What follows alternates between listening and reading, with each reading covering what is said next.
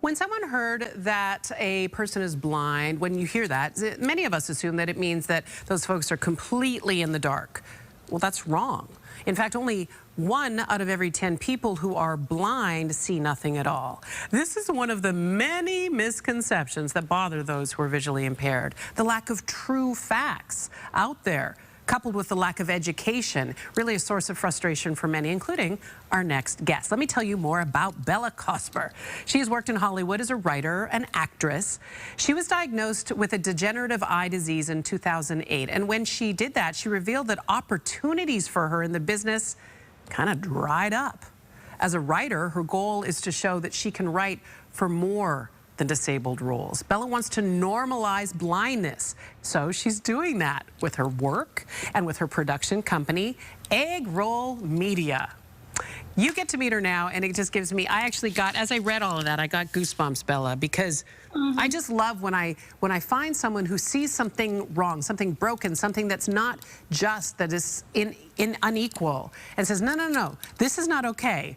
Let's work to fix it, and that's exactly what you did. Congratulations to you. Thank you. Thank you so much, Michaela. Well, thank you for having me. I want to talk about this. Let's start with this premise. There's so much education that needs to be done. I think that was a surprise to many of us, that not everybody who is technically and legally blind are completely without sight. There is a spectrum. Yeah. It's not an all or nothing kind of situation for most people. Yeah, actually, those of us who are blind by the medical community, only 10 to 15% of us have nothing at all. The rest of us are in a tunnel, like me. Some people have a donut where the center's missing. Some people, the whole world is like Vaseline over a lens. And some people have like little patches of vision. So, you know, the cane still, we're still blind, because Right. without the cane and AIDS and things like that, then, you know, we get into accidents. That's why your work is to try and normalize this, right? Because that what you just Yes. said probably was revelatory to a lot of people in our viewing area. They might not have known that unless they know somebody who is low sight or has a degenerative eye disease. How are you working to do that in the work that you do? How are you working to infuse understanding, compassion, reality into your writing and to your production work? Well, I hid it for a long time, and then, you know, when the opportunities dried up, I went back to school for TV writing. I was already in the business, and I thought, I'm going to perfect my resume and get all this done. And my first script I wrote in there, the character was blind, and that really brought me into acceptance of myself. And I just felt like we've never seen that. I didn't know blind people before it was me, and I didn't know, you know, it was terrifying. But then once it happened to me, I saw that things are possible to move forward. And I think if we have more representation, I did a podcast a couple of years ago, Filmed in Phony Glasses, where I would review all this film and TV of blind subject matters. And it was all written by people who didn't have a vision impairment. And it was all the stereotypical, you know, this person can't see anything and they might be looking like this. Right. And I thought, you know, I can write so much more than that, but I've got to put real life characters on TV. Right.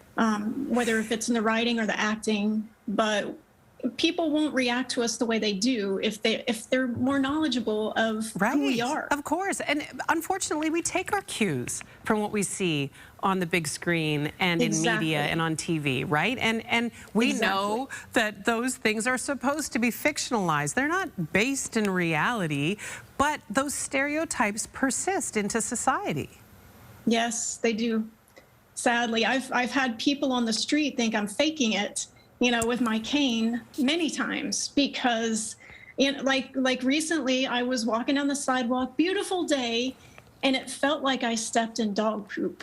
You know, so your foot knows, your nose also knows.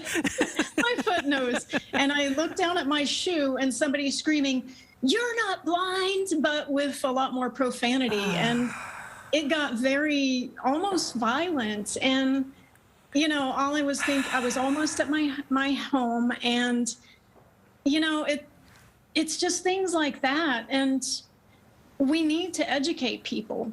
that person probably assumes I am faking it. Yeah. But it's really frustrating when you go through so much work to try to accept something and Right. own who you are. Yeah. And then you've got to deal with that kind of thing. You have to deal with the world not accepting you. You finally get the temerity and courage to accept who you are, and then you get this stuff back from society. Give it, you know what, since we have the time and you're here with us, help us understand a little bit more some of the reality that you face in terms of just going about your day-to-day life. So I have retinitis pigmentosa. There are some that I'm the person in the tunnel, and I made these paper towel rolls to give you a little example. So first, the night vision goes. So if you and say I'm meeting you, Michaela, at a restaurant at nighttime, okay, and you're down the block standing in front of the restaurant, and I'm just entering the block with my cane. Now I have like laser vision. Yeah. So I'm scanning to look for you, and you're on the other end of the block saying, "Hey, Bella, over here." Right. And I'm like, "Oh my gosh, there she is."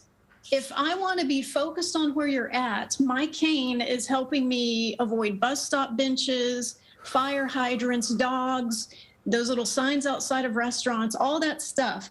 But now, if I were to be watching where I'm walking, you're going to disappear, and maybe people. So I only see, and even the center's missing. It's two separate tunnels. Jeez. So it's only where I turn my head is what I see. So it's pretty crazy, like handshakes, high fives, For tree sure, those limbs. things get by you. Those things get by you. Yeah, none of that's in the picture. But this eye is 20/20. Usually, sometimes there's a smudge that comes across, but usually it's 20/20. This one, not so much, but you know, and that's one of the things people don't understand as far as hiring us in any industry. For sure. Is that you know, some of us have special things on our computers. All I do is enlarge the font if I need to. Yeah. But I don't use any of the special equipment on my computer. We can do so many things, you know, with what site we have. And the truth is, we're like the Swiss Army knife. We adapt. I love the way you describe that, Bella. Listen, I heard it from a teacher. No, she's got a teacher in her, I can tell. Egg Roll Media is the name of her company. You can look up more information about Bella, the work she's doing, the productions, and also maybe even some more. She can get some more information to you on learning more about what we can do, by the way, to be part of this, because it takes allies, right? We all have to educate ourselves. And Bella, we appreciate you being willing to come on and talk about this. I'm not done with you. We're going to have another conversation at some point, because I think there's a lot more we could do with this.